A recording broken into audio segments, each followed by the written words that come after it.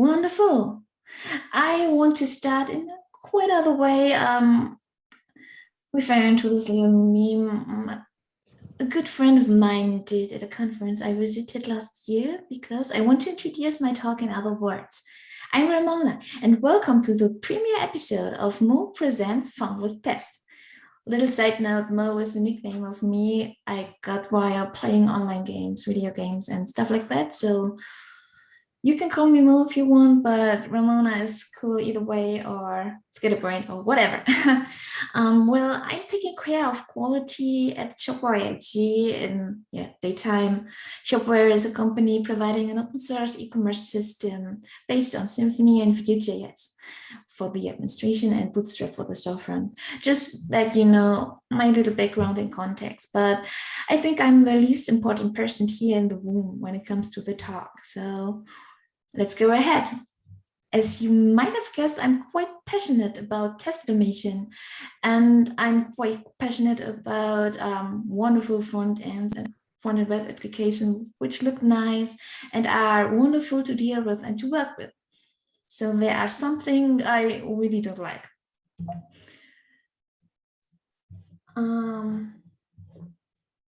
Give me a minute because I have a little weird pop-up at the moment because of the recording. But you can see a little picture frame and a quite well-known screen, right? Yes. Perfect. So I can go ahead and just ignore this little pop-up on my screen. If you don't see it, I'm quite glad. There is a message over the picture frame. Yeah, that's the thing I was afraid of. It's gone now, isn't it? Yeah, it's a graphic inside there, right? Yeah, that's right. Yeah, that's right. I just was a bit irritated because of the Zoom overlay I got. Okay. But I was able to remove it.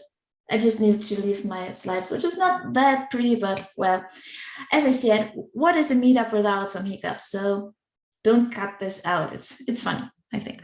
Well, let's take a look at this little screenshot and ignore the fact that it's still in German, but it's just some cookie approval modal window. I don't know how to describe it better, but you know, you might be stumbled upon those kind of modal windows in the past, I think.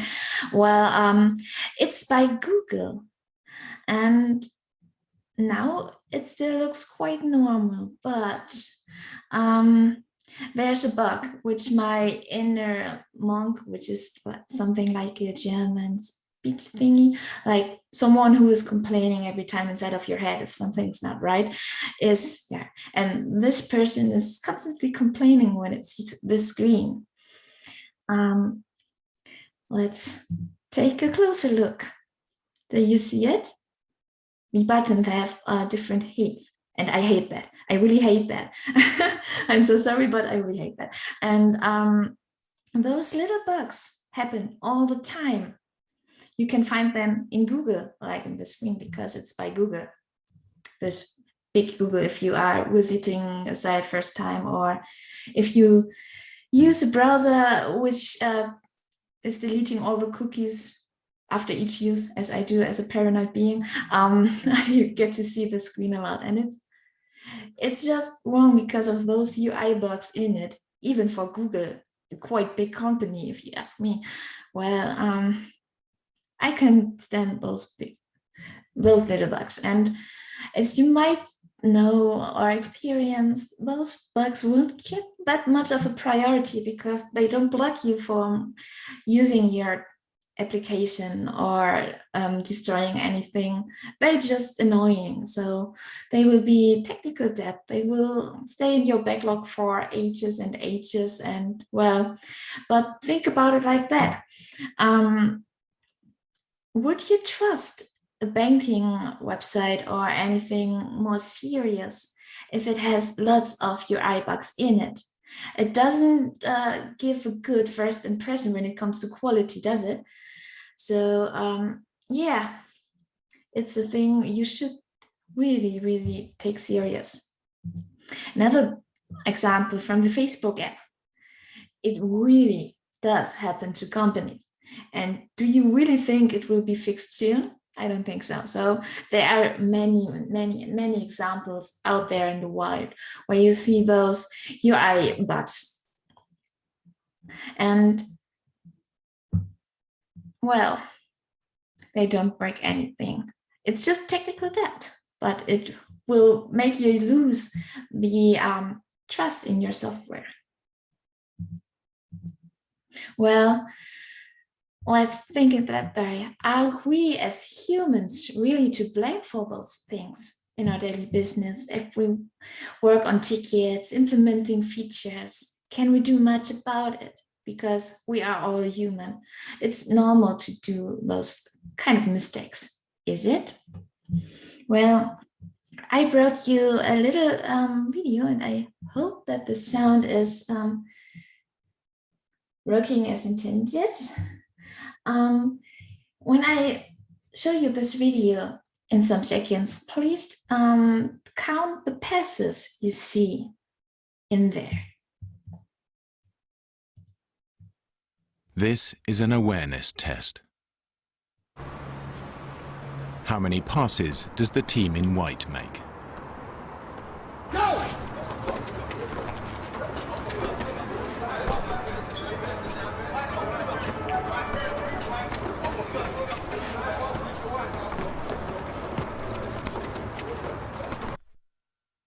The answer is...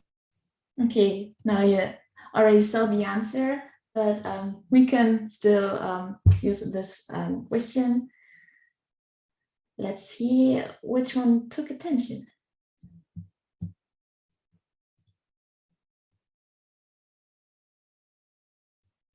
We are. The results are coming in. All right, that's perfect.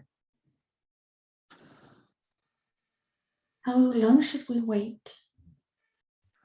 We have 15 answers now, and we have 32 people.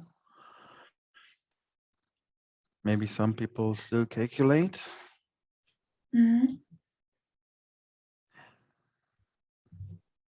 But also not give them too much time so that they can find the video on YouTube and maybe find the answer there. So I will lock the results now. Bam. Okay, Nice. so I try to show the results now, and this is this. Yeah, and it's actually white. There are 13 passes by the team in white. But we prepared a little other question. Would you like to give it? Yeah. Have you noticed something special, something other in this video? Please, yeah, type in anything you might remember or might have noticed. Doesn't care what.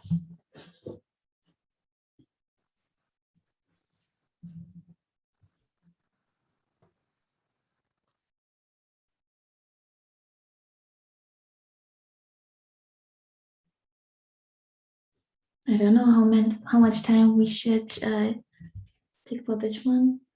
Maybe a bit more. Yeah. I don't know. Yeah, they need to type a little bit, I think. And yeah. I would like to Actually, play some Jeopardy music now. Dun, dun, dun, yeah. dun, dun, dun, dun, dun, dun. Oh, we can't answer. I have to open it. I'm sorry. Now you can start answering. Hello.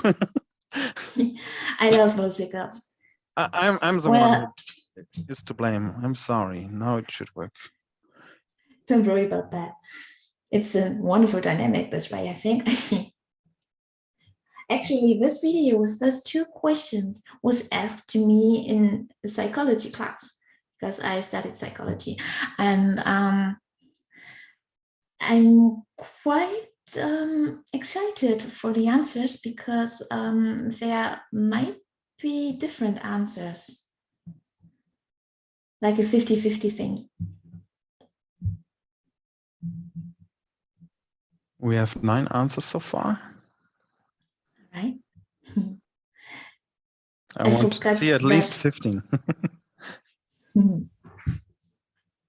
It's so wonderful to have a bit more time here in the meetup for this talk, because it was planned for 30 minutes and we have more time, so I can do all those wonderful Slido video things. It's wonderful.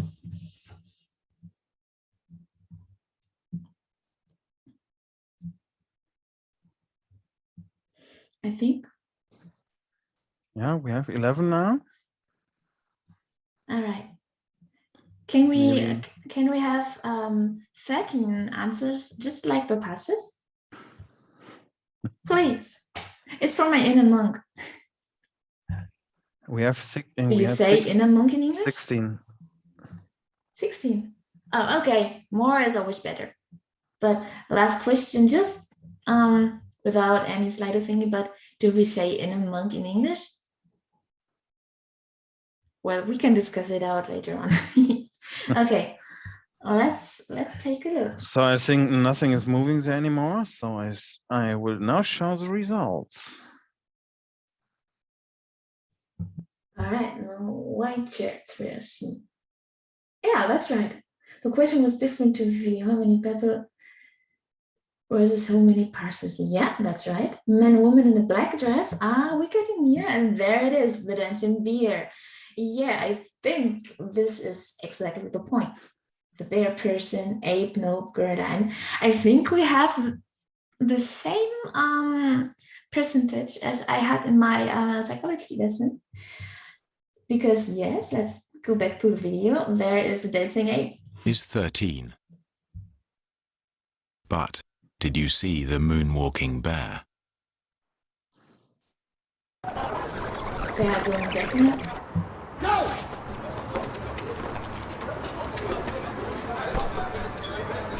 Yeah, there it is.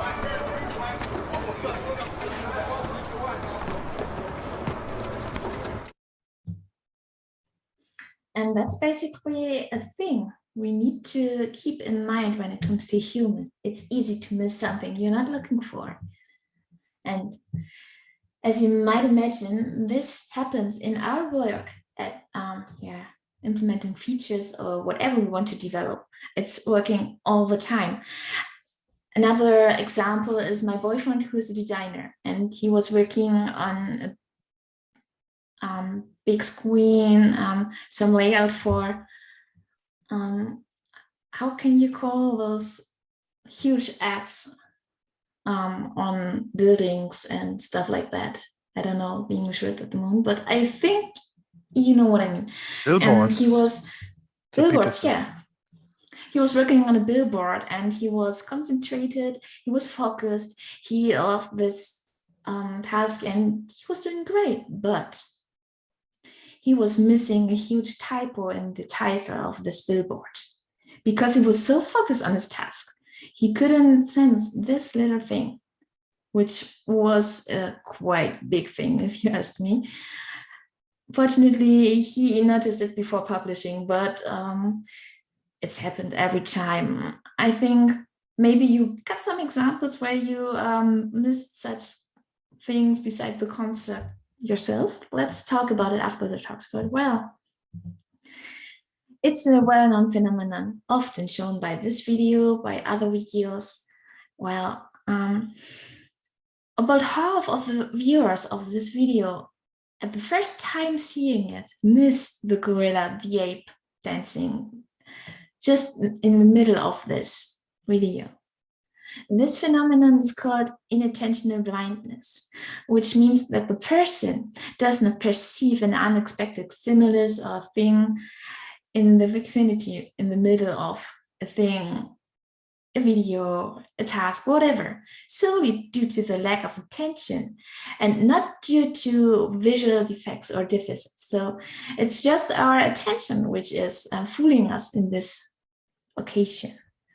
Well, it's quite natural, but even if we aren't to blame for those things, for those mistakes, we need to counter them when it comes to testing. So you might think, okay, but we already have test automation. We are writing unit tests, integration tests, end-to-end tests. We are wonderful when it comes to writing tests for Cypress, especially. Shouldn't they catch that? Shouldn't we be safe after all? Well, a test is just as good as the one who's writing it. And you don't want to test every single inch of your application. Please remember that tests always only test what they are told to test, just what you are telling them to test. End-to-end tests especially won't look to the left or to the right when it comes to execution. So many things can stay undetected, and if you don't explicitly written them down, think it like that. All the errors aside of the concept, aside of the requirements, won't be detected if you're just using end-to-end tests. And if you do write end-to-end tests in such a detail that they would catch those things, you will test implementation details, which is not in the advantage for the user. It's not the user's view you are looking at, which is bad. And if you want to test every single class, every single styling, your runtime of your test will be awful. So I don't think this is the solution for inattentional blindness or any requirement on testing, if you ask me. So what to do? How do we solve this problem, this situation? Well, we need to move the tests more in the direction of a human who's testing. We basically need to give our tests some eyes. Packaged in words, we need to teach them how to test visually, visual testing. But what does it mean? How can we move such a robot, such a computer more into the way we test as a human? Because we ourselves as a human will notice styling issues, if it's not our own task, quite fast. Well, imagine such a picture, such picture riddle, where you need to search for differences. Well, in this search riddle, I took some pictures of a cupboard in my flat. Yeah, I know it's quite strange example, but I think it will do. So where are the differences in this hidden object picture? Well, this Legend of Zelda figure of Link is at another side of this picture frame. The picture is turned in different angles. It's not in the same position as in the other picture. And the picture itself was turned in different angles as well. So there are some differences we as a human will catch in a glimpse, or, well, at the latest point, if we look a bit more closely. And we want the test, we want the computer to do the same thing, to see those differences in the picture. In the end, we want the following thing. The test takes a base picture, for example, screenshots, which show a status quo, a thing where we say this is the right status, the right picture, this way our application should look like. And then we will execute a test, which will take some screenshots and compare them to the status quo, to this is the right screenshot thingy. And then we want to highlight the differences. So this kind of visual testing goes a bit more further than just snapshot testing, which are rendering the component and comparing it to the basis. It's a snapshot, which is on a more visual level and will detect more changes. If we have this change detected by visual testing, we now can decide if the change is wanted or not. If it's, for example, a new feature we implemented or a styling change we did by purpose, or if it's a side effect we didn't thought about or a visual bug. But the test does not decide that by themselves. In the most cases, there are some AI tools you can use, for example, when it comes to jailbreak tools, but I'm not sure how far it's already processed. So I think some human review is still necessary to decide if this change is one change we really wanted to happen or not. So some manual things have to be done, but it will be a huge help for us. Well, you could write those tests in a framework like Cypress by yourself. If you are able to do some screenshots like Cypress already provides, then you can take the screenshots if they are the right thing, if they are showing your application as you want them to be, and use this as a comparison basis, laying down somewhere on a server or something like that, and then just basically comparing the pictures on a pixel by pixel basis. But is this smart? Well, not in every case, because if you are handling everything by yourself in this case, you will do a very precise comparison on a pixel level, which can lead to many false positives. For example, minor rendering differences or loading or animation differences in animation, which is not stopped directly when it is over or not. So there are possibilities to add fuzziness via libraries or something like that, but that might be quite quite an effort. And so I don't want to decide how much is necessary and how much pixel fuzziness is too much for me. So there might be some tools to consider. There are actually lots of open source solutions in the Cypress cosmos.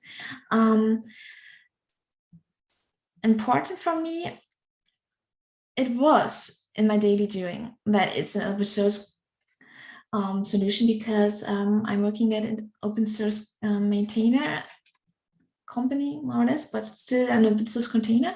So I wanted to find a tool which supports our views and our open source policy. So this is quite important thing for me. And yes, there are plenty of Cypress plugins which will provide you this process, this workflow of taking visual testing a screenshot and comparing them. And there's actually an open source tool for screenshot maintenance when it comes to laying down the comparison basis and just maintaining it. It's the visual to be what the name, I forget it at the moment. Visual testing tracker. What? That was the tool. Again? This tool you sent to me, visual testing tracker, or what was the name? Visual regression tracker. It's the name. Yeah, so VRT. Yeah, I'm quite nervous and scatterbrained, so those things happen. But there are plenty of open source solutions which we can use. A little spoiler alert and a disclaimer: I use a certain framework for my examples later on, but I try to be more abstract. And if I have some framework-wise things which are different to other frameworks or tools or solutions, let's discuss it later on, because I would love to get to know more about them. And there are plenty of tools to use, like ApplyTools, Percy, Storybook, mentioned open source plugins, you name it. There are many things to use. And as I did this little disclaimer, in my everyday life, I work with Percy at the moment and Cypress tests. I think most of those tools of this provider are already open source, if not everything. But in this case, I'm not quite sure, but there are plenty of open source things from them. And there's a free plan to use, so you can try it out without any hassle. For us, there were some advantages like easy integration in our pipelines, the free plan, and that it's owned by BrowserStack, which is quite important, and we already use BrowserStack, so that was an advantage. And due to this BrowserStack connection, it's a bit more easier to get responsive and cross-browser testing inside of both visual testing. And this is a little screenshot from their approval workflow. As you see here, you have the original snapshot, which is in the middle, and the new screenshot, which is at the right side. And there you see those little red thingies, which will mark the difference in the screenshot. And depending on if you did it by purpose or not, you can approve it or not. The setup of Percy, and I think it's the same for the most open source plugins, is quite easy. You use npm install or yarn add, the things you are used to if you use your package manager. You need to use it in your test suite folder, so it's the Cypress root folder, and then you're ready to go, basically. In Cypress itself, you have to import a few things. In this command.js, the place where you can store your custom commands, you need to import Percy, and you need to add some little lines in the plugins folder and then the index of it. Well, I think in the news version, it's a bit less code. So you don't need to include this Percy health check anymore, but I'm not sure about that because I don't have an example in my daily business and I don't want to present something I didn't test it. So, but I think it's even easier in the new version. Yeah, and in the test itself, there's just one command you have to use to actually take the snapshot. Like here you see Percy snapshot with a title. And so you can pass in configurations, some arguments, or set them globally. But as you might have guessed, it's possible to include visual testing inside of your test you already have written. Well, in my case, I didn't, which I will explain to you later on, because I think it's quite interesting to see some pitfalls I stepped into. And I assume it's similar to other frameworks. So wonderful stuff ahead, I think. Well, let's get back to the point. You can run Percy locally. It's quite easy. You only need to export the Percy token in your CI, in your script, or whatever you use, and mark your Percy, run your Percy branch as local, and you're ready to go. All right. Well, when it comes to CI, it's quite easy as well. Similar to the local execution, you need to set your token so that Percy knows that it's your project you are dealing with, and install the Cypress Pro plugin. A little screenshot how it looks at RCI. There are some log entries with this pink Percy thingy where you can see what Percy is doing, and you can find the build. But before we talked about false positives, there are actually more than just approved changes you did. Think about changes you cannot stop from happening and who shouldn't cause such an approval workflow. We don't want to be informed by changes which aren't necessary, don't we? So let's take a look at some examples of changes which can happen, but which aren't a bug or a purpose. Well, the first thing which comes to my mind when it comes to those kind of changes are time specifications. For example, date specification. Let's think about a date in a dashboard, like, hello today, it's Monday. wonderful day and you would like to test it visually each day. So next day there will be Tuesday, which is a whole other string causing a change. But it's okay if next day, Tuesday or Wednesday or Thursday is written on it, because you know that the day is changing. It's totally normal. So you don't want to have a change triggered every day just because of this okay change.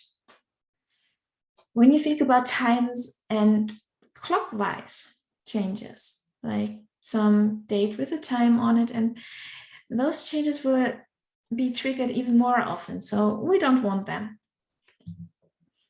In this case, we should consider freezing the time on client side and set it to a time we can influence. And fortunately, it's quite easy when it comes to Cypress. You basically set a date and fake it via the cy clock command. You can freeze it to any system time you want, and afterwards you can continue your test like you're used to. And in this case, in all of your snapshots, this 1st January 2018 or whatever will be set as time every time, which is quite good, I think. Another thing which cost me lots of regressions and worries and new pull requests a lot of times are loading times. What if my website is still loading when I want to take the snapshot? Am I really taking the right snapshot every time, or is there still a loading spinner in it or something like that? Sometimes the execution time and the speed of your application could differ. So you won't notice such a loading spinner in your first execution or in your 10th execution. So those things are really annoying. Trust me, they are painful and I hate them.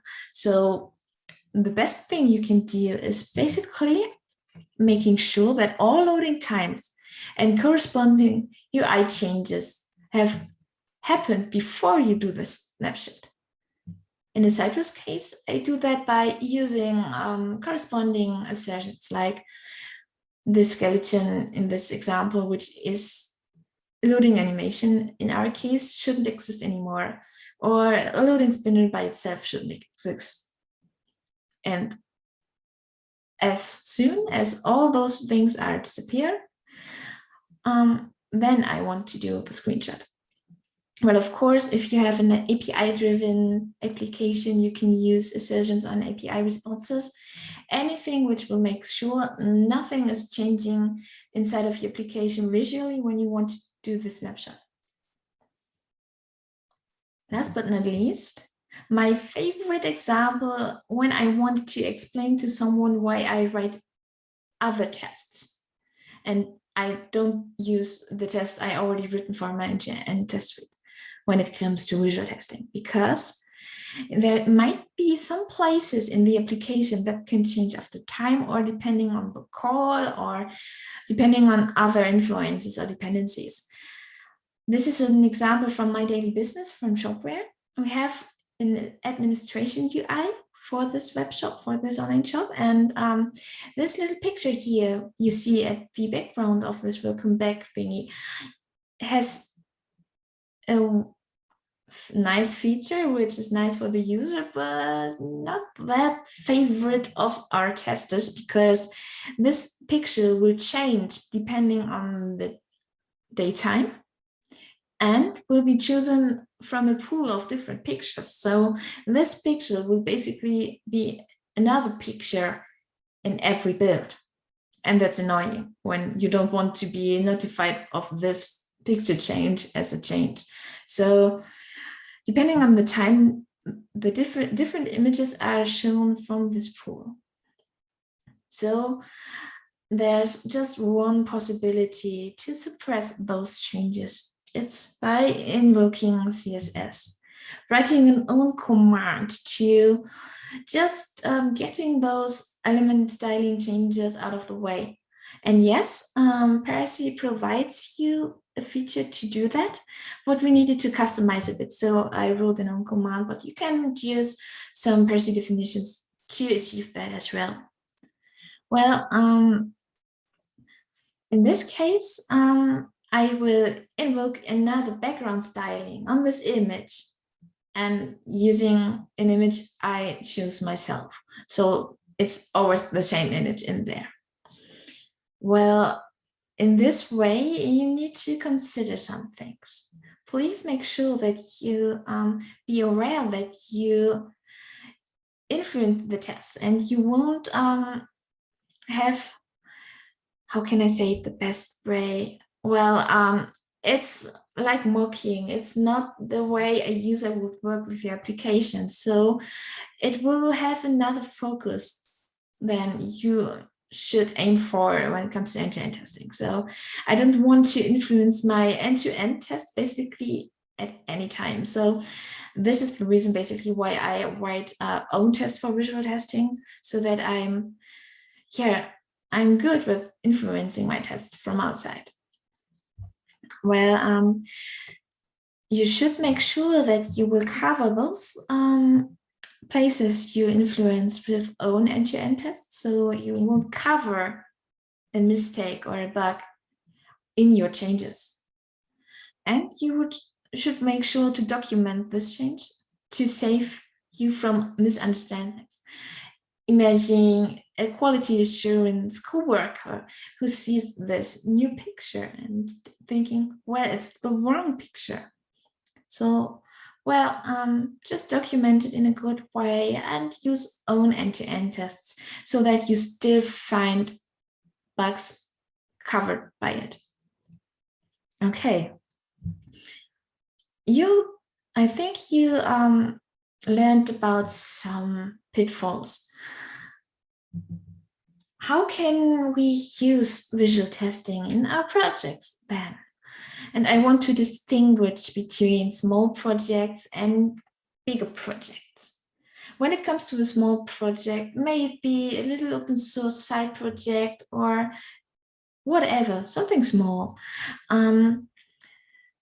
Think about using Cypress open source plugins.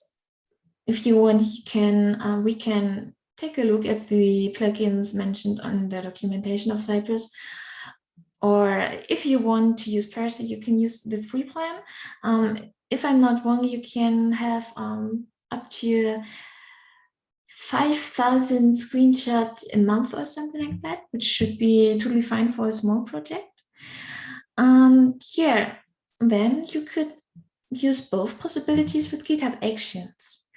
This is a little example targeted to Percy, but I think it might be easy to do that with more open source solutions from the community as well. So it's quite easy to set this up, and I have to say I have quite positive experiences when it comes to GitHub Action, but I think this might be a good topic for another talk at another time. So let's keep it in mind. And if you want to hear more about that, please come back to me afterwards, or to Toby, or to make it a CI thing meetup. I think that would be nice. Well, okay. What is about large projects like I have in my daily doing?